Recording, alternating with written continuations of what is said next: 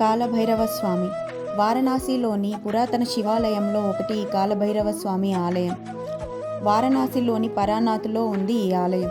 ఇక్కడ కాల భైరవ స్వామి పుర్రెలతో కూడిన మాలను ధరించి కనిపిస్తారు.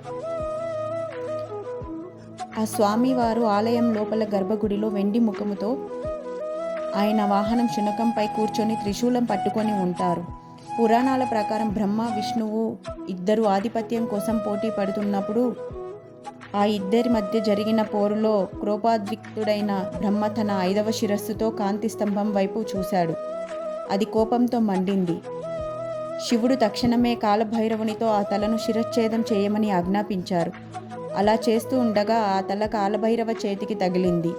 ఆ తల తగిలి కాలభైరవ బ్రహ్మహత్య మహాపాపానికి గురైనాడు. ఆ పాపాన్ని వదిలించుకొనుటకు ఎన్నో పుణ్యక్షేత్రాలు తిరిగినా ఆ పాపం వదలలేదు. కాశీలో మాత్రం ఆ పాపం నుండి విముక్తుడయ్యాడు. కాలభైరవుడు ఆ తలను అక్కడే పూడ్చిపెట్టాడు. దాంతో ఆ ప్రాంతం కపాల మోచన తీర్థం అయింది. శివుడు ప్రజల పాపాలను హరించుటకై కాలభైరవుని అక్కడే ఉండమని చెప్పారని అక్కడి ప్రజలు నమ్ముతూ ఉంటారు. కాశీకి వెళ్ళిన ప్రతి ఒక్కరూ ఆయన దర్శనం చేసుకుంటే సర్వపాపాలు హరిస్తాయని నమ్మకం.